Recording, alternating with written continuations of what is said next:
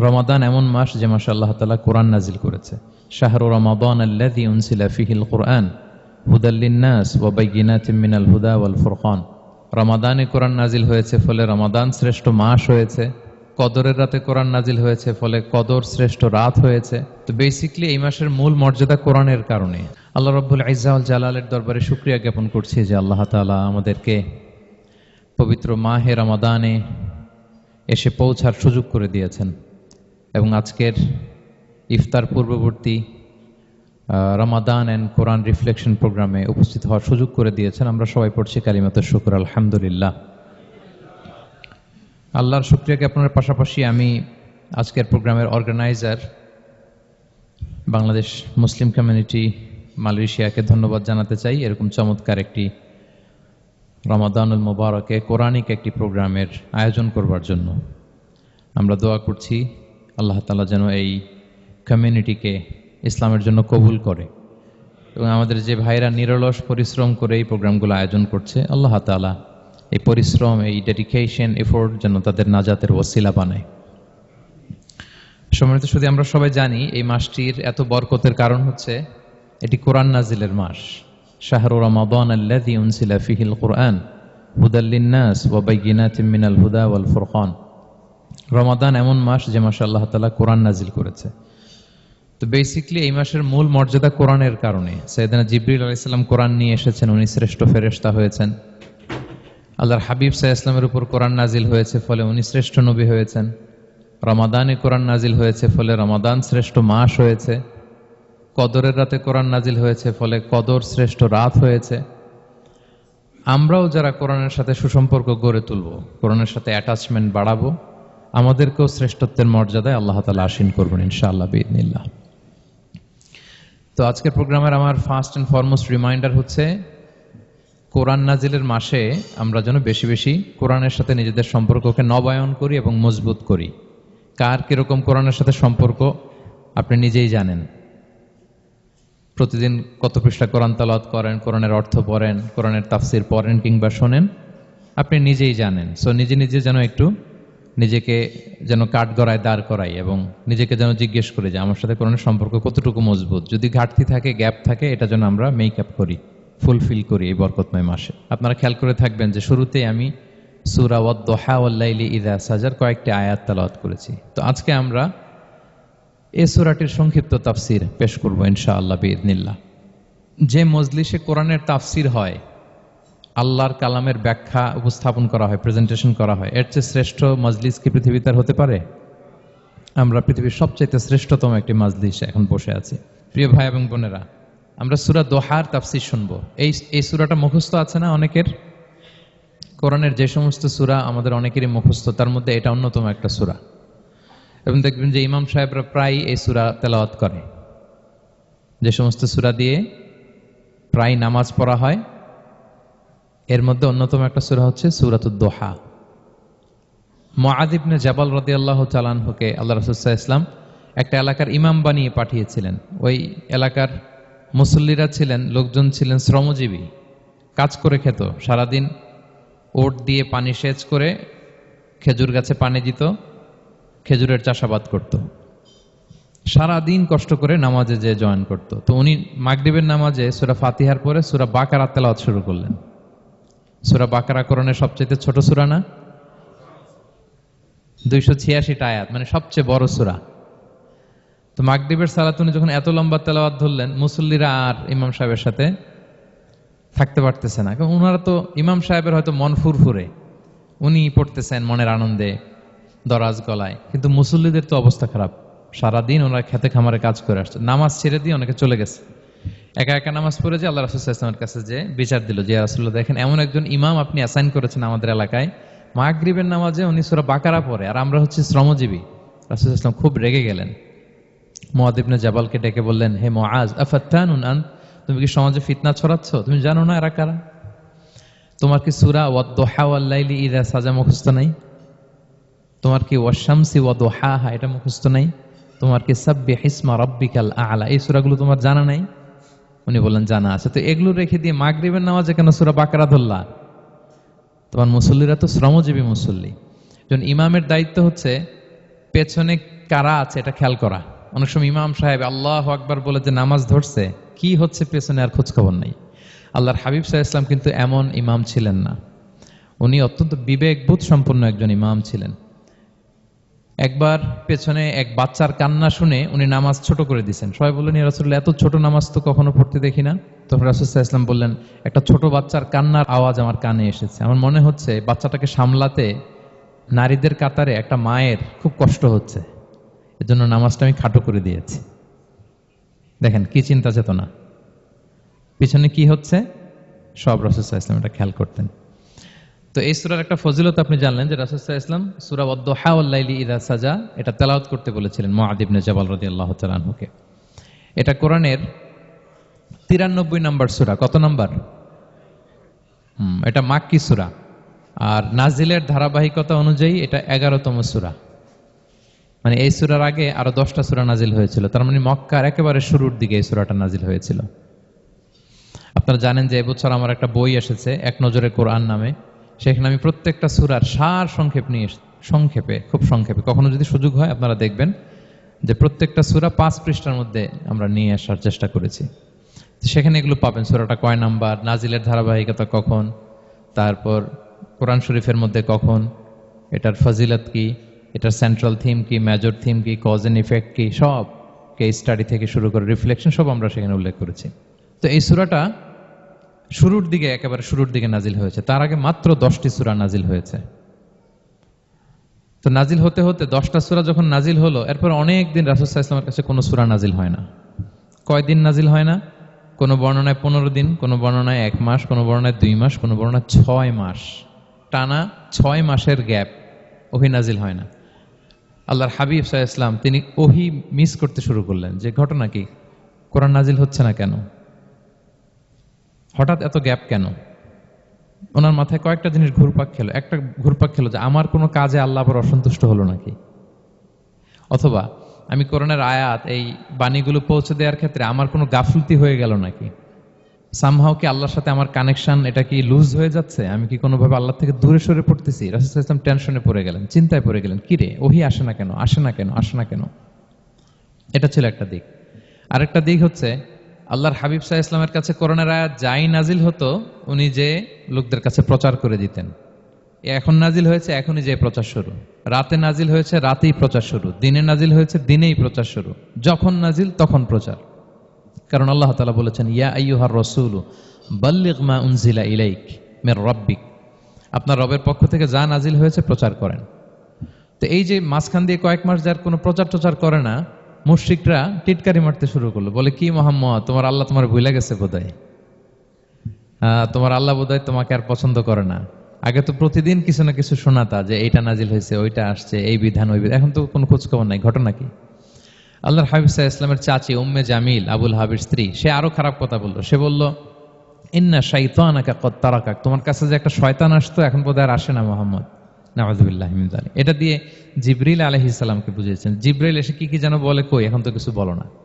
তো রাসূল বলবে কি করে, কারণ তিনি তো মন গড়া কিছু বলতেন না। আল্লাহর হাবিব সাল্লাল্লাহু আলাইহি ওয়াসাল্লাম মনে যা ইচ্ছা হয় মন গড়া কখনো কিছু বলেছেন? আওয়াজ করে বলেন, মন গড়া বলতেন তিনি?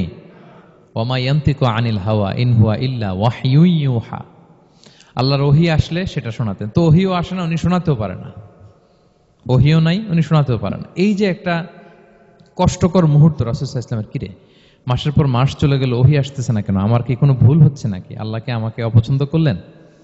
রাসূল সাল্লাল্লাহু আলাইহি ওয়াসাল্লাম যখন এরকম দুশ্চিন্তিত, পেরেশান, অ্যাংজাইটিতে পড়ে গেলেন, ভারাক্রান্ত, ঠিক তখন রাসূল সাল্লাল্লাহু আলাইহি ওয়াসাল্লামকে সান্ত্বনা দেওয়ার জন্য এই সূরাটা আল্লাহ নাজিল করেছেন।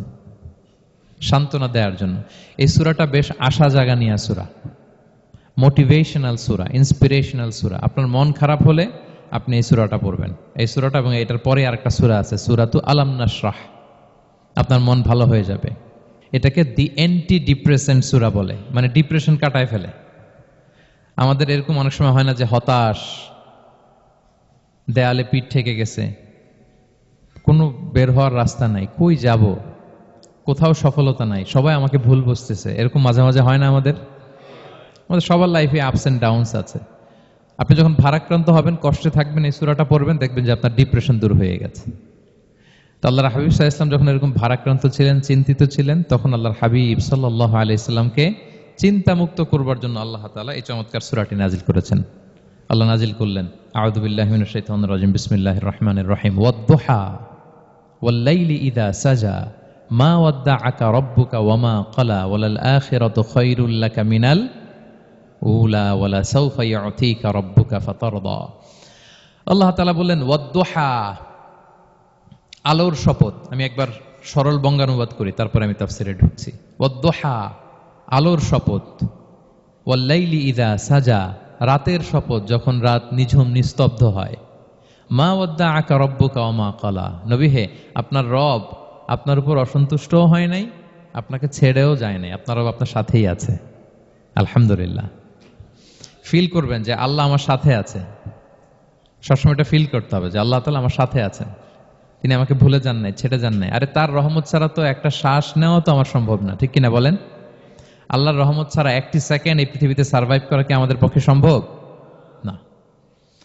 ওয়ালাল আখিরাতু খায়রুল লাকা মিনাল উলা, নবী হে, আপনার পরবর্তী সময় পূর্ববর্তী সময়ের চেয়ে অনেক ভালো হবে ইনশাআল্লাহ। মানে good days are coming in your life, ভালো সময় আসতেছে। ওয়ালা সাওফা ইউতিকা রাব্বুকা ফাতারদা, আর আপনার রব আপনাকে এত দিবেন আপনি খুশি হয়ে যাবেন। আপনার রব আপনাকে এত দিবেন আপনি নিয়ে কুলাতে পারবেন না। আলাম ইয়াজিদিকা ইয়াতীমান ফাআওয়া, নবী আপনি কি ইয়াতীম ছিলেন না? তিনি কি আপনাকে আশ্রয় দেননি? ওয়া ওয়াজাদাকা দাল্লান ফাহাদা, আপনি পথ খুঁজতেছিলেন, আল্লাহ আপনাকে পথ দেখিয়েছেন। ওয়া ওয়াজাদাকা আইলান ফাআগনা, আপনি নিঃস্ব রিক্ত হস্ত ছিলেন, আল্লাহ তাআলা আপনাকে ধনী বানিয়েছেন। ফাআম্মাল ইয়াতীমা ফালা তাকহার, খবরদার এতিমের সাথে কখনো কঠোর হবেন না। ওয়া আম্মা সাইলা ফালা তানহার, ফরিয়াদি যে সুয়াল করে হাত পাতে তাকে ধমক দিয়ে তাড়িয়ে দিবেন না। ওয়া আম্মা বিনি'মাতি রাব্বিকা ফাহাদ্দিস, আর আপনার রবের যে নেয়ামত আপনার প্রতি, এটার বর্ণনা করুন। সুবহানাল্লাহ।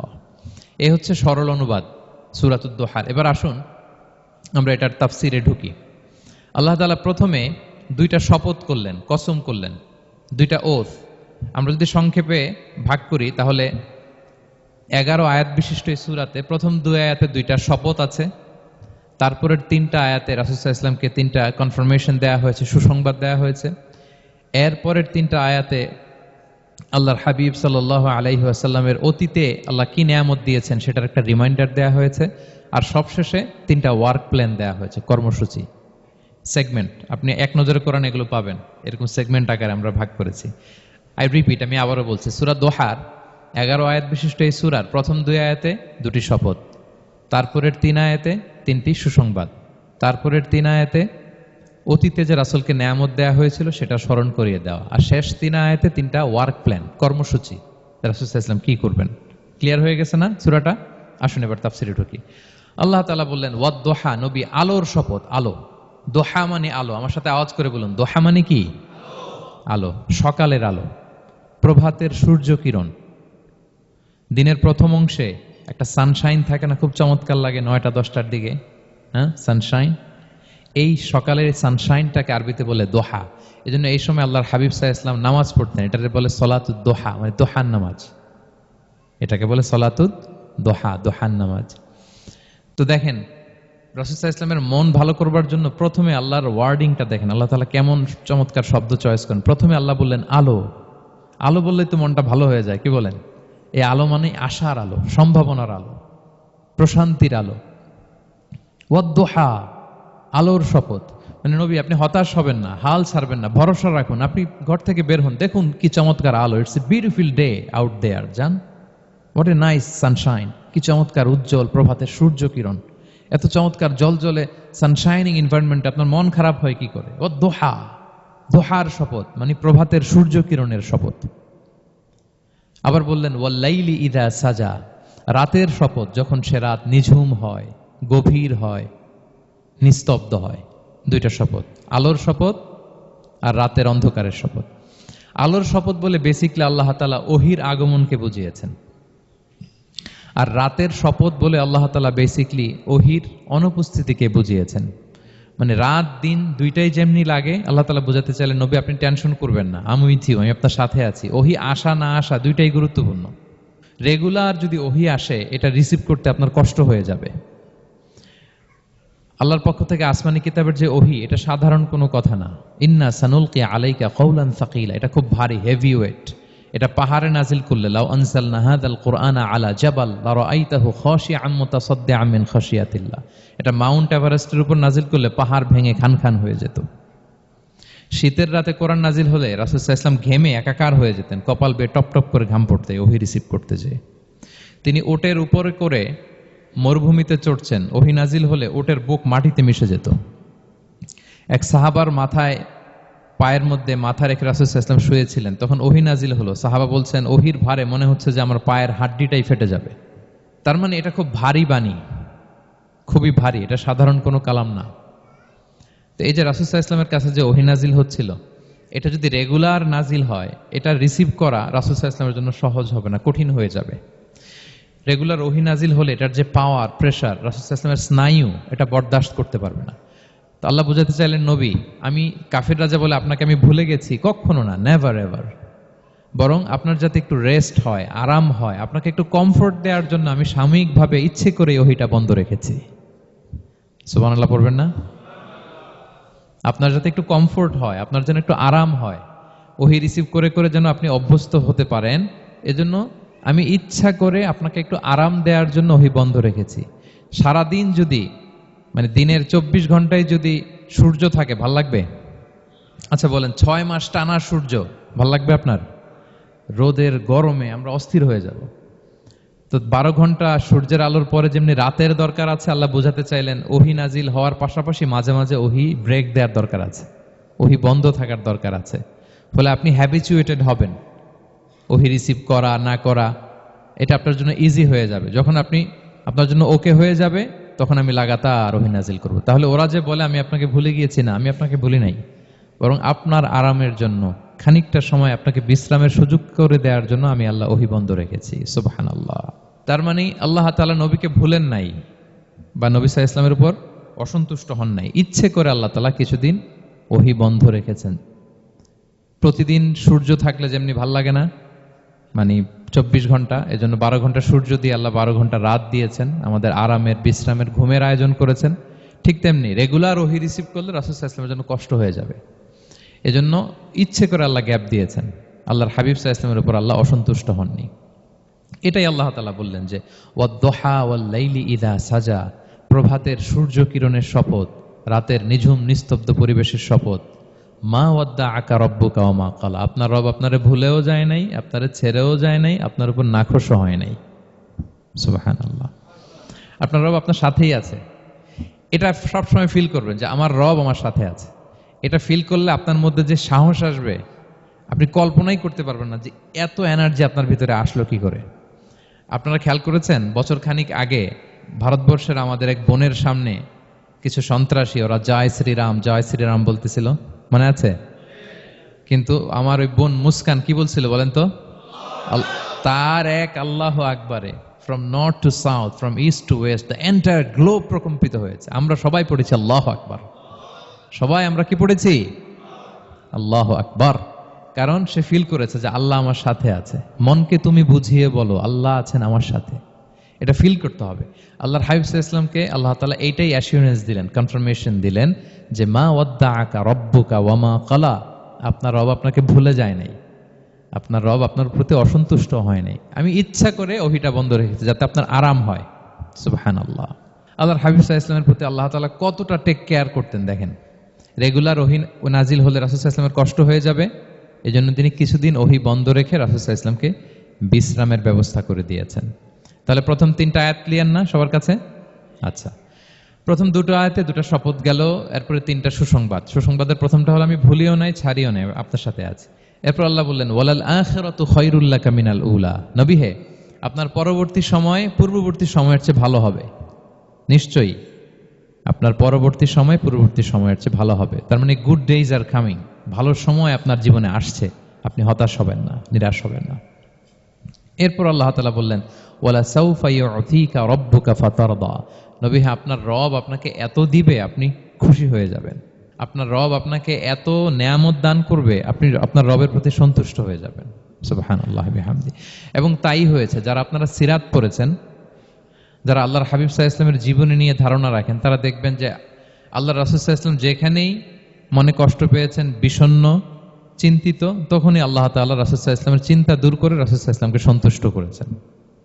যখনই রাসূল সাল্লাল্লাহু আলাইহি ওয়াসাল্লামের মনে কষ্ট, তিনি চিন্তিত, তখনই আল্লাহ তাআলা ওনাকে হ্যাপি করেছেন। কাইন্ড অফ রাসূলকে হ্যাপি করাই আল্লাহর কাজ, আল্লাহর হাবিব সাল্লাল্লাহু আলাইহি ওয়াসাল্লামকে হ্যাপি করাই আল্লাহ তাআলার কাজ। দেখেন কিভাবে আল্লাহ তাআলা আল্লাহর হাবিব সাল্লাল্লাহু আলাইহি ওয়াসাল্লামকে হ্যাপি করেছেন, একটু খেয়াল করে দেখেন। মক্কাতে যখন খুব জটিল অবস্থা, দাওয়াতি কাজ চালিয়ে নেওয়াটা রাসূল সাল্লাল্লাহু আলাইহি ওয়াসাল্লামের জন্য কষ্ট হয়ে যাচ্ছে, নমুসলিম সাহাবাদের উপর অত্যাচার, তখন আল্লাহর হাবিব সাল্লাল্লাহু আলাইহি ওয়াসাল্লাম দেখলেন যে এই মক্কার দুজনের একজনকে আমার চাই। তাদের একজন যদি ইসলামের ছায়াতলে আসে তাহলে ইসলামের পাল্লাটা ভারী হয়। কারা? একজন হচ্ছে ওমরে ফারুক আর একজন আবু জাহাল। দুজনের একজন তখন ইসলাম ধর্ম গ্রহণ করেনি। তো রাসূল সাল্লাল্লাহু আলাইহি ওয়াসাল্লাম কেঁদে কেঁদে আল্লাহর কাছে ফরিয়াদ জানালেন, আল্লাহুম্মা আইজ্জাল ইসলামা বিআহাব্বি হাযাইন আর-রাজুলাইনি ইনদাক। আল্লাহ, আমি কাউকে স্পেসিফিক তোমার কাছে চাই না, শুধু এটাই বলি, দুইজন লোকের নাম বলবো, এই দুইজন লোকের মধ্য থেকে যাকে তোমার পছন্দ হয় তাকে তুমি ইসলামের ছায়াতলে এনে ইসলামকে শক্তিশালী করো।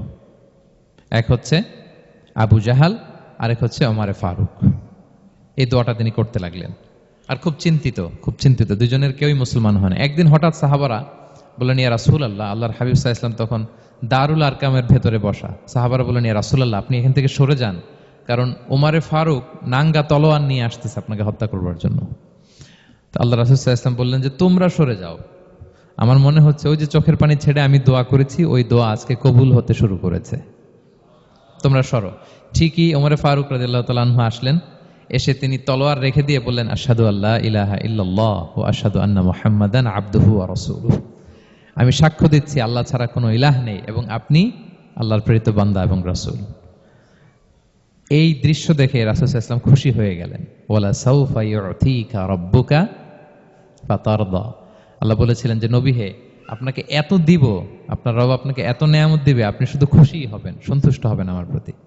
এদের রাসূল সাল্লাল্লাহু আলাইহি ওয়াসাল্লামের দোয়া কবুল করে আল্লাহ তাআলা ওমরে ফারুককে ইসলামের ছায়াতলে এনে ইসলামকে শক্তিশালী করলেন। ফাতারদা, রাসূল সাল্লাল্লাহু আলাইহি ওয়াসাল্লাম খুশি হয়ে গেলেন। এভাবে প্রতিটা ক্ষেত্রে। মক্কাতে যখন খুব কঠিন অবস্থা, রাসূল সাল্লাল্লাহু আলাইহি ওয়াসাল্লাম তায়েফে চলে গেলেন দাওয়াত দেওয়ার জন্য। নেইবারিং সিটি, আপনারা যে হজ উমরা করেছেন জানেন, মক্কার পাশের সিটি তায়েফ। দাওয়াত দিলেন, দাওয়াত প্রত্যাখ্যান করলো তারা। শুধু তাই না, ফিজিক্যালি হ্যারেস করা হলো আল্লাহর হাবিব সাল্লাল্লাহু আলাইহি সাল্লামকে। রাসূল সাল্লাল্লাহু আলাইহি ওয়াসাল্লামের জামা ধরে, গা ধরে টানা হেচড়া করা হলো, পাথর মারা হলো, তিনি রক্তাক্ত হলেন।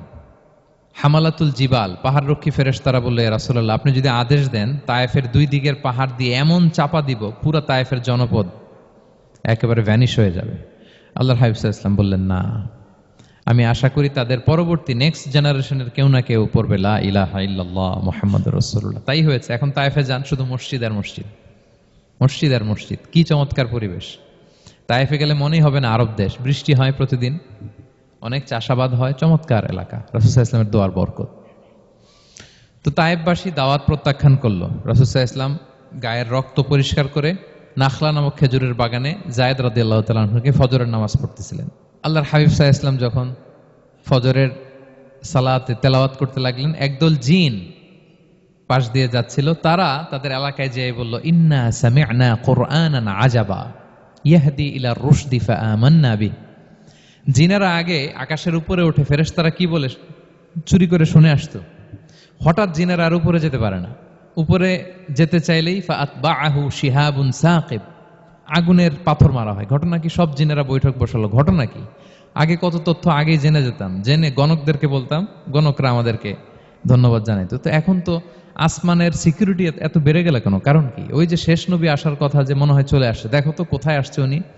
খুঁজতে খুঁজতে খুঁজতে একদল ওই দিন ফজরের সময় আল্লাহর হাবিব সাল্লাল্লাহু আলাইহি ওয়াসাল্লাম রক্তাক্ত হয়ে ফজরের সালাত যখন পড়তেছেন, ওই কোরআন তেলাওয়াত শুনে তারা এলাকায় যেয়ে বলল যে ইন্না সামি'না কুরআনান আজাব, এক আজীব কোরআন শুনে আসছি, ইয়াহদি ইলা রুশদি, এই কোরআন মানুষকে হেদায়েতের পথে নিয়ে যায়। ফাআমান্না বি, আমরা ঈমান এনে ফেললাম। সুবহানাল্লাহ পড়েন। তো রাসূল সাল্লাল্লাহু আলাইহি ওয়াসাল্লাম তো এটা জানেন না। আল্লাহ তাআলা জিবরাইল মারফত জানালেন যে হে নবী, আপনি এসেছিলেন ম্যানকাইন্ডকে দাওয়াত দিতে তায়েফের, তারা দাওয়াত গ্রহণ করে নাই, ম্যানকাইন্ড রিজেক্ট করেছে। কিন্তু আরেকটা জাতি আছে যাদেরকে আপনি দেখেন না, তাদেরকে বলে জিন কাইন্ড, মানে জিন জাতি। পুরো জিন জাতি কালিমা পড়ে মুসলমান হয়ে গিয়েছে নবী।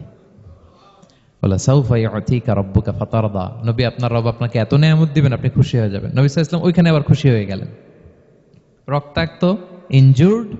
কিন্তু যখন শুনলেন মানুষ জাতি তারা ঈমান আনে নাই, কিন্তু জিন জাতি তারা ঈমান এনেছে, আল্লাহর হাবিব সাল্লাল্লাহু আলাইহি ওয়াসাল্লাম আবার আনন্দিত হলেন।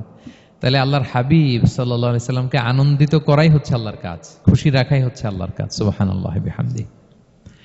আল্লাহর হাবিব সাল্লাল্লাহু আলাইহি ওয়াসাল্লামের বয়স যখন 50 বছর, ওনার কাছের দুজন আত্মীয় মারা গেল। ওনার প্রিয়তমা স্ত্রী খাদিজা রাদিয়াল্লাহু তাআলা আনহা ইন্তেকাল করলেন, ওনার প্রিয় চাচা আবু তালেব ইন্তেকাল করলেন। দুজনই শেল্টার দিত, একজন ঘরে একজন বাইরে। আবু তালেবের কারণে কেউ রাসূল সাল্লাল্লাহু আলাইহি ওয়াসাল্লামের গায়ে হাত তোলার সাহস পায় নাই। তো উনি যখন ইন্তেকাল করলেন রাসূল সাল্লাল্লাহু আলাইহি ওয়াসাল্লাম বিপদে পড়ে গেলেন। সারাদিন কাফেরদের বকা ঝকা গালি খেয়ে ঘরে যখন আসতেন, খাদিজা রাদিয়াল্লাহু তাআলা আনহার কথা শুনলে ওনার হৃদয়টা প্রশান্ত হয়ে যেত। তো বাইরের চাচাও নাই, ভেতরের স্ত্রীও নাই, দুজনই মারা গেলেন ওই বছর। ওই বছরকে বলা হয় আমুল হুজন, মানে দুশ্চিন্তার বছর। এত ভারাক্রান্ত আল্লাহর হাবিব সাল্লাল্লাহু আলাইহি ওয়াসাল্লাম হলেন, চিন্তিত হলেন, মনটা ভেঙে খান খান। আল্লাহ তাআলা কিন্তু ঠিকই বুঝেন যে তার হাবিবকে কখন হ্যাপি করতে হবে।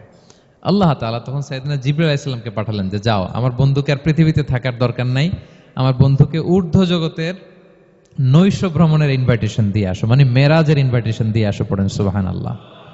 সুবহানাল্লাযী আসরা বিআবদিহি লাইলাম মিনাল মাসজিদিল হারামি ইলাল মাসজিদিল আকসা, মসজিদে হারাম থেকে মসজিদুল আকসা, তারপরে উপরে সুম্মা দানা ফাতাদাল্লা ফাকানা কাবা কাউসাইনি আও আদনা।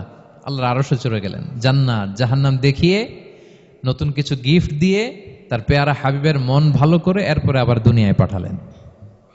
ওয়ালা সাউফা ইউতিকা রাব্বুকা ফাতারদা, নবী হে আপনাকে এত নেয়ামত দিব আপনি শুধু খুশিই হবেন আর সন্তুষ্ট হবেন। সুবহানাল্লাহ। এবার বুঝতে পারতেছেন কিভাবে আল্লাহর হাবিবকে আল্লাহ তাআলা খুশি করেছেন। মক্কায় আর থাকতে পারতেছেন না, এমন অবস্থা যে কোনো সময় আল্লাহর হাবিব সাল্লাল্লাহু আলাইহি ওয়াসাল্লামকে হত্যা করা হবে। আল্লাহ তাআলা আল্লাহর হাবিবের জন্য নতুন জায়গার ব্যবস্থা করে দিলেন, তওবা কিংবা তাইবা, যেটাকে আমরা মদিনা বলি। তিনি মদিনায় গেলেন, আবার রাসূল সাল্লাল্লাহু আলাইহি ওয়াসাল্লামের হৃদয় প্রশান্ত হলো। কিন্তু মদিনায় যে তিনি কাবাকে মিস করতে আরম্ভ করলেন। আল্লাহর হাবিব সাল্লাল্লাহু আলাইহি ওয়াসাল্লাম নবী হওয়ার পরে টানা 14 বছর কিবলা ছিল কিন্তু বাইতুল মাকদিস। কিন্তু মক্কায় যখন তিনি ইবাদত করতেন, তিনি বাইতুল মাকদিসের দিকেই হয়েই নামাজ পড়তেন, কিন্তু সামনে কাবাটারে রাখতেন। কথা বুঝতে পেরেছেন? মক্কায় যখন তিনি নামাজ পড়তেন 13 বছর, কিবলা যেহেতু বাইতুল মাকদিসের দিকেই হয়ে নামাজ পড়তেন, কিন্তু মাঝখানে রাখতেন কোনটারে? কাবাকে। তাহলে কেমন যেন কাবাই তার সামনে। আচ্ছা, কিন্তু মদিনায় যখন গেলেন এখন তো আর সুযোগ নাই, কাবা একদিকে, বাইতুল মাকদিস আরেক দিকে, এখন কাবাকে আর সামনে রাখা যাচ্ছে না। মিস করতে লাগলেন কাবাকে। আর প্রত্যেক নামাজের পরে আকাশের দিকে তাকায় থাকেন, ইস আল্লাহ যদি আয়াত নাজিল করে আমার জন্মস্থান যে মক্কা, আমার পূর্বপুরুষ ইব্রাহিম আলাইহিস সালামের যে ওই কাবার দিকে যদি কিবলাটা ঘুরাই দিত কতই না ভালো হতো। আল্লাহ বলেন যে আপনি যে কদ নারা তাকাল্লুবা ওয়াজহিকা ফিস সামা, নবী আপনি যে আকাশের উপর চেহারা উঠিয়ে মনে মনে কি চান আমি তো বুঝি। আল্লাহর হাবিব সাল্লাল্লাহু আলাইহি ওয়াসাল্লামকে খুশি করার জন্য আল্লাহ আয়াত নাজিল করলেন, ফাওয়াল্লি ওয়াজহাকা শাতরাল মাসজিদিল হারাম। নবী হ্যাঁ, আপনাকে খুশি করার জন্য নতুন বিধান নাজিল করলাম। এখন থেকে, ফ্রম রাইট নাও, আপনি যখনই নামাজ পড়বেন এখন থেকে কাবামুখী হয়ে আপনি সালাত আদায় করবেন। তাহউইলুল কিবলা, কিবলা পরিবর্তন হয়ে গেল। সুবহানাল্লাহি ওয়া বিহামদি। আপনারা মসজিদে নববীর পাশে মদিনাতে একটা মসজিদ দেখবেন, এটাকে বলে মসজিদ যুল কিবলাতাইন। এমন মসজিদ যে মসজিদে এক নামাজে 2 কিবলা শেয়ার করা হয়েছিল। মানে এই আয়াত যখন নাজিল হলো, আল্লাহর হাবিব সাল্লাল্লাহু আলাইহি ওয়াসাল্লামের সাথে একজন নামাজ পড়ে যে ওই মসজিদে যে দেখে কিছু লোক নামাজ পড়তেছে ওই বাইতুল মাকদিসের দিকে হয়ে, কারণ তখন পর্যন্ত ওইটাই কিবলা। তিনি নামাজরত অবস্থায় এদেরকে বললেন যে তোমরা তো জানো না এই মাত্র আয়াত নাজিল হয়েছে, কিবলা কিন্তু আর ওই দিক নাই, ডাইরেকশন চেঞ্জ, এদিকে হয়ে যাও। তো ইমাম সহ মুসল্লি সব ঘুরে নামাজের মধ্যে ওইদিকে হয়ে গেছে। তাহলে একই নামাজে 2টা কিবলা শেয়ার করা হয়েছে, ফলে তখন থেকে মসজিদের নাম হয়ে গেছে মসজিদ যুল কিবলাতাইন, 2 কিবলাওয়ালা মসজিদ। তাহলে দেখেন আল্লাহর হাবিব সাল্লাল্লাহু আলাইহি ওয়াসাল্লামকে খুশি করার জন্য আল্লাহ তাআলা কিবলা চেঞ্জ করে দিয়েছে। সুবহানাল্লাহ বলতে পারলেন না? এভাবে যখনই আল্লাহর হাবিব সাল্লাল্লাহু আলাইহি ওয়াসাল্লাম বিষণ্ণ, চিন্তিত, মন খারাপ, ওনার মন ভালো করার দায়িত্ব নিয়েছে কে? জিবরাইল এসে শোনাতে লাগলো আগের জামানায় কেউ 500 বছর 700 বছর হায়াত পেয়েছে। বনি ইসরাইলের অনেক মুজাহিদ 1000 বছর জেহাদ করেছে। কয় হাজার বছর? জেহাদি করছে 1000 বছর। আমরা হায়াত পাই কয় বছর? আমাদের হায়াত কয় বছর? On an average 60-70। আল্লাহর হাবিব সাল্লাল্লাহু আলাইহি ওয়াসাল্লাম এটাই বলেছেন যে আমার উম্মতি মা বাইনা সিত্তিন ইলা সাবঈন, আমাদের গড় আয়ু 60 থেকে 70। ওয়া আকাল্লুহুম মা ইয়াজুযু যালিক, আর সামান্য অল্প সংখ্যকই মানুষ এটাকে ক্রস করতে পারে। এই কথা শুনে যে আগের উম্মত 1000 বছর জিহাদ করছে, এটা শুনে রাসূল সাল্লাল্লাহু আলাইহি ওয়াসাল্লাম আবার কাঁদতে আরম্ভ করলেন, হায় রে আমার গুনাহগার উম্মতের কি হবে? আমার উম্মত তো 60-70ই শেষ, আমার উম্মতের কি হবে? আবার চিন্তিত, আবার কান্নাকাটি। তখন আল্লাহ তাআলা নাজিল করলেন, ইন্না আনসালনাহু ফি লাইলাতিল কদর ওমা আদরাকা মা লাইলাতুল কদর লাইলাতুল কদরি খায়রুম মিন আলফি শাহর। নবী আপনি কাঁদবেন না, ওদেরকে হায়াত দিছি বেশি, কদর দেই নাই। আপনার উম্মতকে হায়াত কম দিছি, কিন্তু আপনার উম্মতের জন্য আমি লাইলাতুল কদর রেখে দিয়েছি। এক কদরের রাতে ইবাদত করলে খায়রুম মিন আলফি শাহর, 1000 মাস ইবাদত করলে যে পরিমাণ সওয়াব, অতটুকু না, খায়ের এর চেয়ে বেশি সওয়াব আল্লাহ তাআলা আপনার উম্মতের আমলনামায় দিয়ে দিবেন। আবার আল্লাহর হাবিব সাল্লাল্লাহু আলাইহি ওয়াসাল্লাম মন ভালো হয়ে গেল। ওয়ালা সাউফা ইউতিকা রাব্বুকা, সবাই বলেন ওয়ালা সাউফা ইউতিকা রাব্বুকা ফাতারদা। নবী হে এত দিব, আপনি শুধু হ্যাপি হবেন, হ্যাপি। এরপরে বদরের যুদ্ধে বিজয় দান করলেন, মক্কা বিজয় দান করলেন, তাবুক যুদ্ধে বিজয় দান করলেন। সব শেষে জান্নাতে ওনার জন্য স্পেশাল একটা জায়গা থাকবে, ওই জায়গায় কেউ বসতে পারবে না। জায়গাটার নাম মাকামে মাহমুদ। ওয়া মিনাল লাইলি ফাতাহাজ্জাদ বিহি নাফিলাতাল লাকা আসা আন ইয়াবআসাকা রাব্বুকা মাকামাম মাহমুদা। এই মাকামে মাহমুদের সিংহাসনে আল্লাহর হাবিব সাল্লাল্লাহু আলাইহি ওয়াসাল্লাম বসবেন, ওনার জন্য স্পেশাল, খাস, কেউ এখানে বসতে পারবে না। তার মানে হ্যাপি শুধু দুনিয়াতেই করবে না আল্লাহ তাআলা, আল্লাহর হাবিবকে আখিরাতেও করবে। আল্লাহর হাবিব সাল্লাল্লাহু আলাইহি ওয়াসাল্লামকে কাউসার দেয়া হবে, ইন্না আতাইনা কাল কাউসার। হে নবী আপনাকে কাউসার দিয়েছি, এমন হাউজে কাউসার যে হাউজে কাউসারের সামনে পান পেয়ালা, যেটা দিয়ে পানি নিয়ে আপনি উম্মতকে খাওয়াবেন, এটার সংখ্যা আকাশের তারা যত বেশি তার চেয়েও বেশি। হাউজে কাউসারের পানি এটা দুধের চেয়েও সাদা, বরফের চেয়েও ঠান্ডা, মধুর চেয়েও মিষ্টি। এক ঢোক যে খাবে চিরকালের জন্য তার গলা থেকে তৃষ্ণা মিটে যাবে। He will never ever be thirsty again. একবার খাইছে তো শেষ। পেতে চান সেটা আল্লাহর হাবিবের কাছ থেকে? আমরা পেতে চাই কি চাই না বলেন? ইন্না আতাইনাকাল কাউসার। নবী আপনাকে আমি কাউসার দিয়েছি। সব শেষে আল্লাহর হাবিব সাল্লাল্লাহু আলাইহি ওয়াসাল্লাম সুপারিশ করার অনুমতি পাবেন, যেদিন কেউ সুপারিশ করতে পারবে না। সবাই বলবে নফসি নফসি নফসি নফসি, থার থার করে কাঁপবে। এক একজন নবী, ইব্রাহিম আলাইহিস সালাম, ঈসা আলাইহিস সালাম, মূসা আলাইহিস সালাম, থার থার করে কাঁপবে। আর আল্লাহর হাবিব সাল্লাল্লাহু আলাইহি ওয়াসাল্লাম ওই মাকামে মাহমুদে সিংহাসন ফেলে দিয়ে সেজদায় শুধু কাঁদতে থাকবে, আর সেজদার মধ্যে বলবে উম্মতি উম্মতি উম্মতি উম্মতি। হে আল্লাহ আপনি আমার গুনাহগার উম্মতকে বাঁচান, আল্লাহ আপনি আমার গুনাহগার উম্মতকে বাঁচান, আল্লাহ আপনি আমার গুনাহগার উম্মতকে বাঁচান। আল্লাহ তাআলা এটা সহ্য করতে না পেরে জিবরাইল আলাইহিস সালামকে বলবেন যে ওয়াসআলহু মা ইউবকিক, জিবরাইল যাও জিজ্ঞেস করো তো আমার বন্ধু এত কাঁদে কেন, কি চায় জিজ্ঞেস করো। তো আল্লাহর হাবিব সাল্লাল্লাহু আলাইহি ওয়াসাল্লাম বলবেন আল্লাহুম্মা উম্মতি উম্মতি, আল্লাহ আমার উম্মতকে বাঁচান, আমার গুনাহগার উম্মতকে বাঁচান। আল্লাহ তাআলা এবার জিবরাইল মারফত বলবেন যে ইযহাব ইলা মুহাম্মদ সাল্লাল্লাহু আলাইহি ওয়াসাল্লাম, যাও মুহাম্মদের কাছে যাও, ওয়াকুল লাহু, তাকে বলো দুনিয়াতে যেমনি কখনো কষ্ট পেতে দেই নাই, বারবার তাকে হ্যাপি করেছি, খুশি করেছি। ওয়া ইন্না সানুরদিকা ফি উম্মাতিকা ওয়ালা নাসুউক, আজকের এই কঠিন দিনেও আমার হাবিবকে আমি কষ্ট দিব না, তার উম্মতের ব্যাপারেও তাকে আমি খুশি করে দেব, তার গুনাহগার উম্মতের ব্যাপারেও আজকে মুহাম্মদ সাল্লাল্লাহু আলাইহি ওয়াসাল্লামকে আমি খুশি করে দেব। আল্লাহর হাবিব সাল্লাল্লাহু আলাইহি ওয়াসাল্লাম তখন সুপারিশ শুরু করবেন। আল্লাহু আকবার, আল্লাহু আকবার। ওয়ালা সাউফা ইউতিকা রাব্বুকা ফাতারদা। নবী হে আপনাকে এত নেয়ামত দিব আপনি নিয়ে কুলাতে পারবেন না। সব শেষে এই গুনাহগার উম্মতকে সুপারিশ করে জাহান্নাম থেকে নাম কাটিয়ে সবাইকে নিয়ে তিনি একটা ফ্ল্যাগ হাতে নিয়ে তিনি জান্নাতের দিকে ছুটবেন। ওই ফ্ল্যাগের মধ্যে লেখা থাকবে আলহামদু। কি লেখা থাকবে?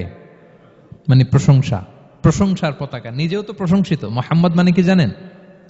মুহাম্মদ মানে কি? প্রশংসিত। এই কারণে মুহাম্মদ সাল্লাল্লাহু আলাইহি ওয়াসাল্লামকে মক্কার লোকেরা গালি দিয়েও শান্তি পেত না। মানে যদি বলি এই প্রশংসিত লোকটা খারাপ, কথাটা হইল? প্রথমে আগে বলা লাগে কি? প্রশংসিত। মুহাম্মদ মানে কি? তো এজন্য মক্কার লোকেরা রাসূল সাল্লাল্লাহু আলাইহি ওয়াসাল্লামকে মুহাম্মদ না বলে ডাকতো মুদাম্মাম, মানে নিন্দিত। তো মুদাম্মাম তো রাসূলের নাম না, রাসূল সাল্লাল্লাহু আলাইহি ওয়াসাল্লামের নাম কি? মুহাম্মদ, প্রশংসিত। এজন্য গালি দিয়েও তারা মজা করতে পারতো না, সুবিধা করতে পারতো না। গালি দিলেও আগে প্রশংসা করে নেওয়া লাগতো। প্রথমে বলতো মুহাম্মদ পাগল, এরকম বলতো নাউযুবিল্লাহ। তার মানে প্রশংসিত লোকটা পাগল হইলো, এটা গালি হয়েছে? ঘুরে ফিরে তো প্রশংসাই হয়ে গেল। তো আল্লাহর হাবিব সাল্লাল্লাহু আলাইহি ওয়াসাল্লাম লিওয়াউল হামদ, প্রশংসার ফ্ল্যাগ নিয়ে বিশাল উম্মতকে নিয়ে জান্নাতে অভিমুখে যাবেন এবং জান্নাতের দরজায় হি উইল বি দা প্রথম নক করবেন উনি। তখন জান্নাতের রক্ষী ফেরেশতা বলবে মান আনতা, কে? আল্লাহর হাবিব সাল্লাল্লাহু আলাইহি ওয়াসাল্লাম বলবেন আনা মুহাম্মদ, আমি মুহাম্মদ। তো ফেরেশতা বলবে আমরা দাঁড়ায় আছি এজন্য আল্লাহ বলে দিয়েছেন মুহাম্মাদের আগে কাউকে যেন এন্ট্রি দেয়া না হয়, আপনার আগে যেন কারো জন্য জান্নাতের দরজা না খুলি, স্পেশাল উপর থেকে অর্ডার আছে। আপনি যেহেতু নক করেছেন, ওয়েলকাম, আসেন। পুরো উম্মাহ নিয়ে আল্লাহর হাবিব সাল্লাল্লাহু আলাইহি ওয়াসাল্লাম জান্নাতে ঢুকবেন। ওয়ালা সাউফা ইউতিকা রাব্বুকা ফাতারদা, নবী হে আপনাকে অচিরেই এত নেয়ামত দিব আপনি সন্তুষ্ট হয়ে যাবেন। প্রথম দুইটা শপথ গেল, এরপর তিনটা সুসংবাদ গেল। এরপর আল্লাহ তাআলা অতীতে যে নবীর পাশে ছিলেন, অতীতে যে বিভিন্ন নেয়ামত দিয়ে আল্লাহর হাবিব সাল্লাল্লাহু আলাইহি ওয়াসাল্লামকে আল্লাহ তাআলা ধন্য করেছেন, এগুলো রিমাইন্ডার দিচ্ছেন যে নবী আপনি কেন চিন্তিত হন, আমি আগেও ছিলাম আপনার সাথে, এখনো আছি, ভবিষ্যতেও থাকব। তিনি বললেন আলাম ইয়াজিদকা ইয়াতীমান ফাআওয়া, তিনি কি আপনাকে ইয়াতীম অবস্থায় পাননি, তিনি কি আপনাকে আশ্রয় দেননি? আপনারা জানেন আল্লাহর হাবিব সাল্লাল্লাহু আলাইহি ওয়াসাল্লাম যখন মায়ের পেটে, তখনই তার পিতা দুনিয়া থেকে ইন্তেকাল করেছেন। মায়ের পেটে তার বয়স হচ্ছে 6 মাস, দুনিয়াতে আসেননি আল্লাহর হাবিব সাল্লাল্লাহু আলাইহি ওয়াসাল্লাম রাহমাতাল লিল আলামিন। মায়ের পেটে থাকা অবস্থায় বাবা হারিয়েছেন, দুনিয়াতে আসলেন 6 বছর বয়সে, তিনি মাকে হারিয়েছেন। কয় বছর বয়সে? 6 বছর। তারপর মায়ের ইন্তেকালের পরে দাদার কাছে, আব্দুল মুত্তালিবের কাছে লালিত পালিত হতে লাগলেন। 8 বছর বয়সে দাদাও ইন্তেকাল করলেন। বাবা চলে গেলেন জন্মের আগে, মা চলে গেলেন 6 বছর মানে শিশু থাকতে। 8 বছর বয়সে তো শিশু, দাদাও চলে গেলেন। 8 বছর বয়স থেকে আল্লাহর হাবিব সাল্লাল্লাহু আলাইহি ওয়াসাল্লাম চাচার কাছে এতিম অবস্থায় লালিত পালিত হতে লাগলেন। এবং আবু তালেব এত ভালোবাসতো, ইমান আনে নাই, শেষ পর্যন্ত ইমান আনেনি, শিরকের উপরে ইন্তেকাল করেছে, কিন্তু আল্লাহর হাবিব সাল্লাল্লাহু আলাইহি ওয়াসাল্লামকে এত ভালোবেসেছেন, বাবার যে কি মানে পিতৃ স্নেহের যে কি মায়া, এটা বুঝতে দেন নাই কখনো, এটার অভাব কখনো তিনি টের পান নাই, ওনার যে বাবা নাই আবু তালেবের কারণে। এতটা ভালোবেসেছেন। তার মানে কখনোই রাসূল সাল্লাল্লাহু আলাইহি ওয়াসাল্লামকে লালন পালন, রক্ষণাবেক্ষণ, টেক কেয়ারের কোনো গ্যাপ আল্লাহ তাআলা রাখেননি। হালিমাতু সাদিয়ার কাছে, পরে মায়ের কাছে, উম্মে আইমানের কাছে, দাদা আব্দুল মুত্তালিবের কাছে, পরে চাচার কাছে, একটার পর একটা স্লট বাই স্লট রেডি। সেটাই স্মরণ করে দিলেন যে নবী এমন তো হয় নাই যে আপনাকে লালন পালনের জন্য কেউ ছিল না। আলাম ইয়াজিদকা ইয়াতীমান ফাআওয়া, আপনার রব কি আপনাকে ইয়াতীম অবস্থায় আশ্রয়ের ব্যবস্থা করে দেননি? মানে তখন তো আমি ছিলাম আপনার সাথে, কেউ ছিল না, তখন তো আমি ছিলাম। তো আপনারা তো ভয় কিসের? আপনি হতাশ হবেন না, নিরাশ হবেন না, হাল ছাড়বেন না আপনি। তাহলে প্রিয় ভাইরা, আল্লাহর হাবিব সাল্লাল্লাহু আলাইহি ওয়াসাল্লাম ইয়াতীম অবস্থায় পৃথিবীতে এসেছিলেন এবং এজন্য ইয়াতীমের সাথে ভালো আচরণ তিনি করতে বলতেন আল্লাহর হাবিব সাল্লাল্লাহু আলাইহি ওয়াসাল্লাম। যারা এতিমকে ভালোবাসে আল্লাহ তাদেরকে ভালোবাসে। এবং আল্লাহর হাবিব সাল্লাল্লাহু আলাইহি ওয়াসাল্লাম বলতেন আনা ওয়া কাফিলুল ইয়াতীমি ফিল জান্নাতি কাহাতাইন, আমি এবং এতিমের রক্ষণাবেক্ষণকারী এইভাবে প্রতিবেশীর মতো জান্নাতে থাকব। এই দুই আঙ্গুলের মাঝে যেমনি গ্যাপ নাই, আমার আর এতিমের রক্ষণাবেক্ষণকারী তার বাড়ির মাঝখানে কোনো গ্যাপ থাকবে না জান্নাতে। We will be neighbour in paradise, জান্নাতে এরকম আমরা কাছাকাছি থাকবো। আল্লাহু আকবার পড়েন। তাহলে এতিমের রক্ষণাবেক্ষণকারীকে আল্লাহ তাআলা ভালোবাসেন। যারা এতিমকে পছন্দ করে না, এতিমকে তাড়িয়ে দেয়, তাদেরকে আল্লাহ পছন্দ করেন। আল্লাহ তাআলা বলেন আরাআইতাল্লাযী ইউকাযযিবু বিদ্দীন ফাযালিকাল্লাযী ইয়াদুউল ইয়াতীম, যারা আখিরাতকে অবিশ্বাস করে তারাই এতিমকে ঘাড় ধাক্কা দিয়ে তাড়িয়ে দেয়। কোনো বিশ্বাসী কখনো এতিমের সাথে খারাপ আচরণ করে না। আপনাদের যাদের মন শক্ত, অনেকের চোখ দিয়ে পানি নামে না। আমার এক আত্মীয় আছে, খুব আল্লাহওয়ালা, আমার জীবনে এত আল্লাহওয়ালা আমি দেখি নাই, কিন্তু ওনার চোখ দিয়ে পানি নামে না। বারবার এসে আমারে বলে যে মিজান কি করবো বলো, তুমি একটু মোনাজাত ধরো। আমার মনে আছে আমি ওনাকে নিয়ে মোনাজাত ধরতাম, তো ওনার কান্না আসে না চোখ দিয়ে। এত আল্লাহওয়ালা, খুব ভালো মানুষ, কিন্তু চোখ দিয়ে পানি নামে না। এটা অনেকের হয়, নানা কারণে হয়। তো আল্লাহর হাবিব সাল্লাল্লাহু আলাইহি ওয়াসাল্লাম বলেছেন কারো যদি চোখ দিয়ে পানি না নামে বা হৃদয় নরম না হয়, তারা যেন এতিমের মাথায় হাত বুলিয়ে দেয়। এক সাহাবী এসে বলেন ইয়া রাসূলুল্লাহ, আমার হৃদয়টা বড় শক্ত, হৃদয় নরম হয় না। রাসূল সাল্লাল্লাহু আলাইহি ওয়াসাল্লাম বললেন তাই? আচ্ছা, আতুহিব্বু আন ইয়ালিনা কলবুক, তুমি কি চাও তোমার হৃদয় নরম হোক, ওয়া তুদরাকা হাজাতুক, এবং তোমার আশা পূরণ হোক? তিনি বললেন হ্যাঁ। তখন রাসূল সাল্লাল্লাহু আলাইহি ওয়াসাল্লাম বললেন ইরহামিল ইয়াতীম, এতিমের উপর রহম করো। ওয়ামসা আলা রাসি, এতিমের মাথায় হাত বুলিয়ে দাও। ওয়া আতইমহু মিন তুআমিক, তোমার খাবার এতিমকে খাওয়াও। তালিনু কলবুক, তোমার অন্তর নরম হবে। তুদরাকা হাজুতুক, তোমার ইচ্ছা পূরণ হবে। তাহলে হৃদয় যদি শক্ত থাকে কার মাথায় হাত বুলাবেন? বুলাইছেন কখনো? হ্যাঁ, বুলিয়েছেন? খুঁজে খুঁজে হাত বুলাবেন। বাংলাদেশে তো অনেক অরফেনেজ আছে, অনাথ আশ্রম, ওখানে যাবেন। সুযোগ হলে একদিন যে একটু লাঞ্চ করলেন ওদের সাথে বসে, ডিনার করলেন, একসাথে খেলেন, ওদের মাথায় হাত বুলিয়ে দিলেন, সাধ্যমতো কিছু উপহার হাতে তুলে দিলেন, আপনার ইচ্ছা পূরণ হবে আর আপনার হৃদয় নরম হবে ইনশাআল্লাহ। আর এতিমকে আদর করা মানে নবী সাল্লাল্লাহু আলাইহি ইসলামের প্রতি ভালোবাসা দেখানো। কারণ আমার নবী এতিম হয়ে বড় হয়েছে। এতিমের প্রতি ভালোবাসা প্রকারান্তরে নবী সাল্লাল্লাহু আলাইহি ইসলামের প্রতি ভালোবাসা দেখানো হয়, কারণ আমার নবী এতিম হয়ে বড় হয়েছেন। সুবহানাল্লাহ। কিন্তু তার বিপরীতে আমরা সমাজে কি দেখি? এতিমের মাথায় হাত বুলানো তো দূরের কথা, এতিমের সম্পদও খেয়ে ফেলে অনেকে। হ্যাঁ, এরকম আছে না? এতিমের সম্পদ দেদারসে গিলতেছে। কি যে আমাদের চিন্তাধারা! দেখবেন যে লোকটা এতিমের সম্পদ গিলে, ওরা রোজা অবস্থায় এক ঢোক পানি গিলাতে পারবেন কিনা দেখেন। যে বলেন একটু পানি খান তো, খাবে না কেন? হারাম। তো ওই হারাম কিন্তু গিলতেছে ইচ্ছা মতো। রোজা অবস্থায় এক ফোঁটা আপনি পানি গিলাতে পারবেন না, আরে কেন? হারাম। কিন্তু ওইদিকে ভাতিজার সম্পদ গিলতেছে দেদারসে। আল্লাহ বলেন এটা ভাতিজার সম্পদ না, এটা তুমি জাহান্নামের আগুন পেটে ঢুকাচ্ছ। জাহান্নামের আগুন। ইন্নাল্লাযীনা ইয়াকুলুনা আমওয়ালাল ইয়াতামা যুলমান ইন্নামা ইয়াকুলুনা ফি বুতুনিহিম নারা ওয়া সায়াসলাউনা সাঈরা। যারা এতিমের সম্পদ খায়, এটা সম্পদ না, এটা জাহান্নামের আগুন তুমি পেটে ঢুকাচ্ছ। সো এতিমের প্রতি যেন আমরা নমনীয় হই, তাদের মাথায় হাত বুলাই, তাদের জন্য খরচ করি, তাদের প্রতি যেন আমরা দয়াদ্র হই, কারণ আমার নবী এতিম অবস্থায় বড় হয়েছেন।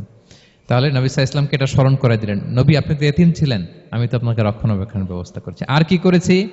ওয়াজাদাকা দাল্লান ফাহাদা, নবী আপনাকে আমি এমন অবস্থায় পেয়েছি, আপনি পথ খুঁজতেছিলেন, আমি আপনাকে পথ দেখিয়েছি। You are searching the right path and I guided you to the right sense of direction. আপনি পথ খুঁজতেছিলেন, আমি পথ দেখাইছি। এখানে দল্লানের অর্থ পথভ্রষ্ট করা যাবে না। ওয়াজাদাকা দাল্লান, হে নবী আপনাকে আমি পথভ্রষ্ট পেয়েছি, পরে পথ দেখাইছি, এরকম বলা যাবে না। এটা আল্লাহর হাবিব সাল্লাল্লাহু আলাইহি ওয়াসাল্লামের ক্ষেত্রে প্রযোজ্য নয়। অনেক বাংলা তাফসীর অর্থে আমি দেখেছি পথ হারা, নবী আপনাকে আমি পথ হারা পেয়েছি, পথ দেখেছি, এটাও খুব একটা সুন্দর না। সবচেয়ে সুন্দর হচ্ছে নবী আপনি পথ খুঁজতেছিলেন, সত্যের অনুসন্ধানী ছিলেন। অনেক সময় দেখবেন অনেক পথিক যেতে যেতে এমন এক জায়গায় যায়, দেখে 3 রাস্তা কিন্তু কোনো সাইনবোর্ড নাই। পুরাতন রাস্তাগুলোতে এরকম অনেক সময় হতো না আমাদের, 3 দিকে রাস্তা, কোনো সাইনবোর্ড নেই, তো যাবো কই? এটা বুঝালেন যে নবী আপনি পথ খুঁজতেছিলেন, আমি আপনাকে দেখিয়েছি, হে নবী এটাই সিরাতুল মুস্তাকিমের পথ। ওয়াজাদাকা দাল্লান ফাহাদা, আপনি পথ খুঁজতেছিলেন, আমি আপনাকে পথ দেখিয়েছি। তো ছোটবেলায় সাথে ছিলাম, পথ খুঁজতেছিলেন, পথ দেখালাম, আমি আপনার ভুললাম কোথায়? কাফিরদের কথায় মন খারাপ করেন কেন যে তারা বলে আমি আপনাকে ভুলেছি, ছেড়েছি? নো, নেভার এভার, আমি আপনার সাথেই আছি। তারপর আল্লাহ তাআলা বললেন ওয়াজাদাকা আইলান ফাআগনা, তিনি আপনাকে রিক্ত হস্ত, নিঃস্ব পেয়েছেন, সম্পদহীন অবস্থায় পেয়েছেন, পরে সম্পদশালী করেছেন। সুবহানাল্লাহ। আল্লাহর হাবিব সাল্লাল্লাহু আলাইহি ওয়াসাল্লাম শুরুতে সম্পদের অত যোগান ছিল না, পরে খাদিজা রাদিয়াল্লাহু তাআলা আনহার সাথে যখন বিয়ে হলো, আল্লাহ তাআলা সম্পদের কষ্ট দূর করলেন। কারণ খাদিজা রাদিয়াল্লাহু তাআলা আনহা অনেক বড় ব্যবসায়ী ছিলেন। বিয়ের আগে পার্টনারশিপে বিজনেস ছিল রাসূল সাল্লাল্লাহু আলাইহি ওয়াসাল্লামের সাথে। আল্লাহর হাবিব সাল্লাল্লাহু আলাইহি ওয়াসাল্লাম শ্রম দিয়েছেন, খাদিজা রাদিয়াল্লাহু তাআলা আনহার ইনভেস্টমেন্ট ছিল।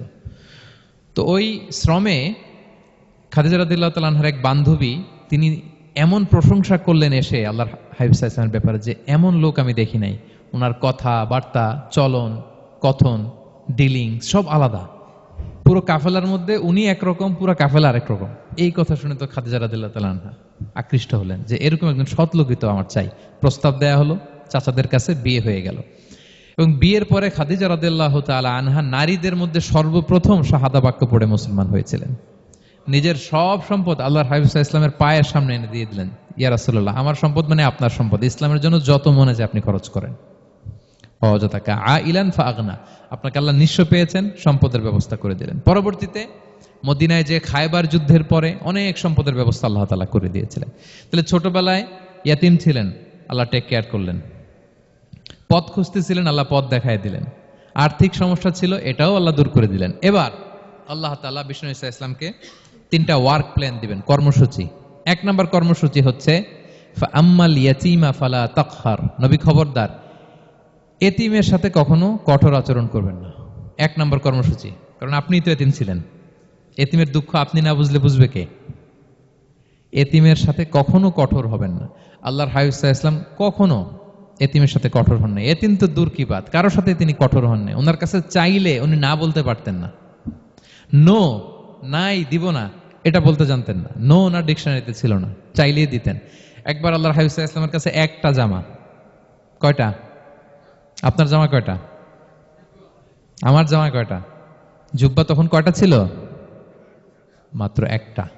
এক ফরিয়াদি এসে বলে, ইয়া রাসূলুল্লাহ আতিনি কামিসান, আমার একটা জামা দেন, আমার জামা নাই। নবী সাল্লাল্লাহু আলাইহি ওয়াসাল্লামের জামা কয়টা তখন? ওনার কাছে চাইলে উনি না বলতে পারতেন?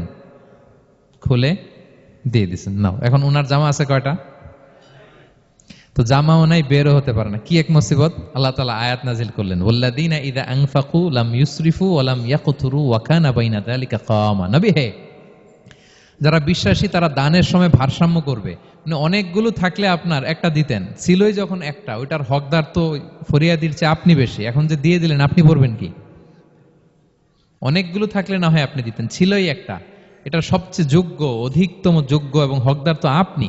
সুবহানাল্লাহ, সুবহান। কি নবী ছিল, কি নবী ছিল! না বলতে পারতেন না, মানুষকে ফিরিয়ে দিতে জানতেন না। আল্লাহ বললেন, নবী হে, আপনার প্রথম কর্মসূচি ফাআম্মাল ইয়াতীমা ফালা তাকহার, খবরদার এতিমকে কখনো, এতিমের প্রতি কঠোর হবেন না। এক নম্বর কর্মসূচি। এটা শুধু নবীর জন্য কর্মসূচি নাকি আমাদের জন্য না? হ্যাঁ, সবার জন্য। এতিমদের সাথে যেন আমরা রূঢ় ভাষী না হই, তাদের সাথে যেন রূঢ় আচরণ না করি। 2 নাম্বার, ও আম্মা সাইলা ফালা তানহার, ফরিয়াদিকে ধমক দিবেন না, হাত পাতলে ধমক দিবেন না। আমরা অনেক সময় ধমক দেই, আপনারা দেন কখনো? না, আমরা দিতে পারবো না, ধমক দিতে নিষেধ করেছেন আল্লাহ তাআলা। আম্মা সাইলা ফালা তানহার, যদি না থাকে বুঝিয়ে বলেন যে এখন পারতেছি না, কিন্তু ধমক দিবেন না কখনো। কারণ আপনি এখন বড় সাহেব হয়ে গেছেন, প্রাইভেট কারের পাশ থেকে দেখবেন যে, স্যার 2টা টাকা দেন, কিছু খাই নাই। হায় রে, ছিঁড়া কাপড়, মলিন চেহারা, ভাঙ্গা একটা থালা হাতে নিয়ে, স্যার 5টা টাকা দেন। আল্লাহ আপনারে স্যার বানাইছে আর ওরে বানাইছে ভিখারি। আচ্ছা বলেন তো, জায়গাটা চেঞ্জ করতে আল্লাহর কত সময় লাগে? ওরে ভিতরে বসায় স্যার বানাবে আর আপনারে ভাঙ্গা একটা থালা দিয়ে এরকম ওই যে টোল টোল যেখানে নেয় ওখানে দাঁড় করাবে। বলেন আল্লাহর কয় সেকেন্ড লাগবে? লাগবে 1 সেকেন্ডও লাগে না। সো ও আম্মা সাইলা ফালা তানহার, ফরিয়াদিকে ধমক দিয়ে তাড়িয়ে দিও না, খবরদার। ওকে আল্লাহ ফরিয়াদি বানিয়ে পরীক্ষা করছে, আর তোমাকে আল্লাহ সম্পদশালী বানিয়ে পরীক্ষা করছে। তাহলে 1 নম্বর কর্মসূচি ছিল এতিমের সাথে রূঢ়ভাষী হবেন না। 2 নম্বর হচ্ছে ফরিয়াদিকে ধমক দিবেন না। 3 নম্বর, ওয়া আম্মা বিনি'মাতি রাব্বিকা ফাহাদ্দিস, আল্লাহ তাআলা আপনাকে যে নেয়ামত দিয়েছে এই নেয়ামতের আপনি কি করেন? বর্ণনা করেন। ওয়া আম্মা বিনি'মাতি রাব্বিকা ফাহাদ্দিস, আল্লাহ নেয়ামতের বর্ণনা করেন, শুকরিয়া করেন। কারণ আল্লাহ তাআলা আমাদের অনেককে ইতিম বানায় নাই, আমাদেরকে ফরিয়াদি বানায় নাই। আমরা অনেকেই আছি, আমরা এখনো ইতিম না, আমার আব্বা আম্মা এখনো বেঁচে আছে, আমাদের অনেকের আব্বা আম্মা বেঁচে আছে। ইতিম মূলত ছোট অবস্থায় যদি বাবা মারা যায় তাকে আরবিতে ইতিম বলে। মান মাতা আবুহু ওয়া হুয়া সগীর, কেউ ছোট, তার বাবা মারা গেছে, তাকে শরীয়তের পরিভাষায় কি বলে? ইতিম। তা আমরা অনেকেই তো ইতিম না, আমরা অনেকেই তো অন্যের কাছে হাত পাতা লাগে না, তো আমরা ভালো আছি না? আমাদের দেখবেন যে প্রায় হিসাবটা হচ্ছে আমার কি নাই। আমাদের হিসাবটা কি? কি নাই, কি যে আছে এটার হিসাব করে কুলানোও যাবে না, ঠিক কিনা বলেন? ঠিক যেই মুহূর্তে এখানে বসে আমরা এই চমৎকার ইফতারি নিয়ে বসে আছি, ঠিক একই মুহূর্তে দেখবেন যে হসপিটালের আইসিইউতে শুয়ে শুয়ে কাতরাচ্ছে অনেকে। ঠিক এই মুহূর্তে কিডনি ডায়ালিসিস চলতেছে, দেখছেন? কিডনি পেশেন্ট এদিকে ছিদ্র করে ব্লাড সব বের হয়ে রিফাইনিং হয়ে আরেক দিক দিয়ে ঢুকে, ওর চিৎকার শুনলে। বার্ন ইউনিটে গেছেন কখনো? আগুনে পোড়া রোগী, আপনার তো অনেক কিছু নাই, আমার এটা নাই, ওইটা নেই, আল্লাহ এটা দিল না, এটা নিয়ে আসেন। আপনি বার্ন ইউনিটে একদিন যায়েন, তাহলে বুঝবেন যে আল্লাহ আপনারে কত শান্তিতে রেখেছে। না খেয়ে কয় রাত কাটিয়েছি আমরা, বলেন তো? কত লোক বাড়ি ভাড়া পরিশোধ করতে পারে না, ঋণের বোঝায় জর্জরিত, দুরারোগ্য ব্যাধিতে আক্রান্ত, ক্যান্সারের লাস্ট স্টেজে। তাদের সাথে একটু দেখা করেন, 4th স্টেজে চলে আসছে ক্যান্সার পেশেন্ট। তার চেহারা, তার খাবার, তার চলাফেরা, কিভাবে তার প্রতিটা সেকেন্ড কাটে, একটু দেখে আসবেন, তাইলে বুঝবেন যে কত আল্লাহর দেয়া নেয়ামতের সাগরে হাবুডুবু খাই আমরা। এজন্য আল্লাহ বলেছেন 3 নম্বর কর্মসূচি হচ্ছে ওয়া আম্মা বিনি'মাতি রাব্বিকা ফাহাদ্দিস, আল্লাহ নেয়ামতের শুকরগুজার হও। আল্লাহ যে নেয়ামত দিয়েছে এই নেয়ামত তুমি বর্ণনা করো। অনেকে আছে আল্লাহ নেয়ামত দিলে ওটা প্রকাশ করতে চায় না, এটা আল্লাহ পছন্দ করে না। মানে আপনি যদি অনেক সম্পদশালী হন, আপনি সুন্দর পরিচ্ছন্ন জামা পরবেন, মানুষকে দান করবেন, আপনার বাড়ি ঘর সুন্দর হবে, এটা নিষেধ নয়, এটা ভালো। আপনি আল্লাহর দেয়া নেয়ামত ব্যবহার করতে পারবেন এবং বলতেও পারবেন, কিন্তু শুকরান লা ফখরান, শুকরিয়া স্বরূপ বলবেন, ফখর করে অহংকার করে না। বলতে পারেন আলহামদুলিল্লাহ, আল্লাহ তাআলা আমাকে 4টা ছেলে দান করেছে, 4 জন হাফেজ, আল্লাহ তাআলা আমাকে থাকার মতো একটা ঘর দিয়েছে, একটা বাড়ি দিয়েছে, একটা গাড়ি দিয়েছে, সম্মান নিয়ে সমাজে চলার মতো আল্লাহ তাআলা আমাকে দিয়েছেন। এটা যদি আপনি শুকরিয়া স্বরূপ বলেন, এটাতে সমস্যা নেই, কিন্তু অহংকার নিয়ে বলা যাবে না। ইন্নাল্লাহা ইউহিব্বু আইয়ারা আসারা নি'মাতিহি আলা আবদিহি, আল্লাহ তাআলা যে নেয়ামত তার বান্দাকে দিল ওইটার একটা নমুনা দেখতে আল্লাহ পছন্দ করে। আল্লাহ বানাইছে আপনার বিলিয়নিয়ার, আপনি হচ্ছেন ছেঁড়া পরা জামা পরে চলেন, হবে? বানাইছে আল্লাহ তাআলা আপনাকে অনেক সম্পদশালী, আপনার চলা ফেরা কোনো রুচিই নাই, এটা হইলো না। আল্লাহ চায় যে তোমার যে নেয়ামত দিছে এটার একটা নমুনা তোমার মধ্যে থাক, এটাও শুকরগুজার হওয়ার একটা আলামত। তাহলে 3 নম্বর কর্মসূচি কি? ওয়া আম্মা বিনি'মাতি রাব্বিকা ফাহাদ্দিস, আল্লাহর নেয়ামতের শুকরগুজার হও, আল্লাহ তাআলা যে নেয়ামত দিয়েছে সেটা বর্ণনা করো। তাহলে প্রিয় ভাইরা, সূরাতুদ দোহা এটা হচ্ছে একটা মোটিভেশনাল সূরা, আশা জাগানিয়া সূরা, অ্যান্টি ডিপ্রেশন বলি আমি এই সূরাটাকে। ডিপ্রেশন থাকলে চলে যাবে, কারণ ওয়ালাল আখিরাতু খায়রুল লাকা মিনাল উলা, হে নবী আপনার পরবর্তী সময় আপনার পূর্ববর্তী সময়ের চেয়ে ভালো। সবসময় আশাবাদী হবেন। সূরা দোহার 1 নম্বর শিক্ষা হচ্ছে বি অপটিমিস্টিক, মানে অপটিমিজম, আশাবাদী হওয়া, নিরাশ হওয়া যাবে না। বিশ্বাসীদের, মুমিন মুসলিমের ডিকশনারিতে হতাশা নিরাশা নাই, আমার ডিকশনারিতে অন্তত নাই, আপনাদের আছে কিনা জানি না। আজকে থেকে বলেন আপনাদের ডিকশনারিতে হতাশা নিরাশা রাখবেন? আমাদের কোনো হতাশা নাই, নিরাশা নাই, কারণ আমরা যে পরিস্থিতিতে থাকি না কেন আমাদের সাথে কে আছেন? লা তাহজান ইন্নাল্লাহা মা'ানা, চিন্তিত হয়ো না, আল্লাহ আমার সাথে আছেন। আল্লাহ আমার সাথে আছেন বললেই দেখবেন মুস্কানের মতো এক তাকবীর আপনার মুখ দিয়ে বেরোচ্ছে, এমন এনার্জি বেরোচ্ছে, গোটা বিশ্ব আপনি জয় করে ফেলবেন তখন। এটাই আমাদের সবচেয়ে বড় পাওয়ার। আমাদের সাথে কে আছে?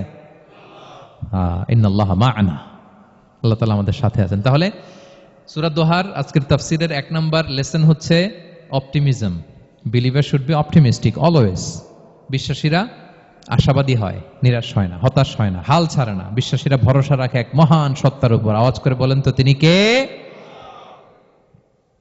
আল্লাহর উপর ভরসা রাখে, আমরা নিরাশ হই না। 2 নাম্বার শিক্ষা হচ্ছে গ্রেটফুলনেস, কৃতজ্ঞতা। আপনার জীবনে অনেক কিছু আছে, নাই নাই বলবেন না, শুধু কমপ্লেইন করবেন না। অনেকে দেখবেন শুধু অভিযোগ, এটা নাই ওইটা নাই, এই পাইলাম না, ওর আছে এটা, ওর, আমার সাথে কেন এমন হয়, আমার সাথে শুধু আমার সমস্যা। এগুলো যারা বলে তাদেরকে আল্লাহ নেয়ামত আরো ছিনিয়ে নেয়। বরং যারা অল্প পেয়েও বলে আলহামদুলিল্লাহ, তাদেরকে নেয়ামত দেওয়ার ধারাবাহিকতা আল্লাহ তাআলা অব্যাহত রাখেন। সব অবস্থায় আলহামদুলিল্লাহ, যে কোনো পরিস্থিতিতে, যে কোনো অবস্থায় কি বলবো আমরা? আপনি খেয়াল করে দেখেন না যে আপনার কি কি আছে, কত কিছু যে আপনার আছে, অবাক করা। 3 নাম্বার কাইন্ডনেস। 3 নাম্বার লেসন হচ্ছে কাইন্ডনেস, দয়া। আমরা যেন অন্যের প্রতি দয়াশীল হই। আপনি অন্যের প্রতি দয়ালু হলে আপনার প্রতি দয়ালু হবো কে? ওয়াল্লাহু ফি আউনি আবদিহি মা দামাল আবদু ফি আউনি আখি। আল্লাহ ততক্ষণ পর্যন্ত কোনো বান্দার সাহায্যে থাকে যতক্ষণ পর্যন্ত ওই বান্দা তার ভাইয়ের সাহায্যে থাকে। তাহলে বলেন তো, আল্লাহর সাহায্য পাওয়ার প্রথম শর্ত কি? অন্যের জন্য সাহায্যের হাত বাড়িয়ে দাও। তাহলে মনে থাকবে তো? নাকি এতিমকে ধাক্কা দিয়ে বের করে দিবেন, ফরিয়াদিকে ধমক দিবেন একটা? বড় সাহেব তো আপনি, বড় স্যার, খবরদার। তাহলে 1 নম্বর লেসন অপটিমিজম। আমরা হতাশ হব না, হতাশা আমাদের ডায়েরিতে নাই, আমরা আশাবাদী, আমরা আল্লাহর রহম ভরসার ভিখারি, ঠিক কিনা বলেন? 2 নম্বর লেসন হচ্ছে গ্রেটফুলনেস। আমরা সবসময় আল্লাহর প্রতি শুকরগুজার হব, কৃতজ্ঞ হব। আল্লাহর হাবিব সাল্লাল্লাহু আলাইহি ওয়াসাল্লাম বলতেন, আল্লাহুম্মা জাআলনি সাবুরা ওয়া জাআলনি শাকুরা ওয়া জাআলনি ফি আইনি সগীরা ওয়া ফি আয়ুনিন নাসি কাবীরা। আল্লাহ আপনি আমাকে ধৈর্যশীল বান্দা বানান, আপনি আমাকে শুকরগুজার বানান। আল্লাহ আমার চোখে আমাকে ছোট বানান, আল্লাহ গোটা বিশ্বের মানুষের চোখে, জনতার চোখে আমাকে বড় বানান। আওয়াজ করে পড়েন আমিন। এই দোয়াটা বেশি বেশি পড়বেন। আর সব শেষে আমরা যেন কাইন্ড হতে পারি, অন্যের প্রতি দয়ালু হতে পারি। যে রহম করে সে রহম প্রাপ্ত হয়, যে অন্যকে দয়া দেখায় সে আল্লাহর পক্ষ থেকে দয়া পায়। আল্লাহ তাআলা আমাদের সবাইকে কথাগুলো বোঝার ও আমল করার তৌফিক দান করুক।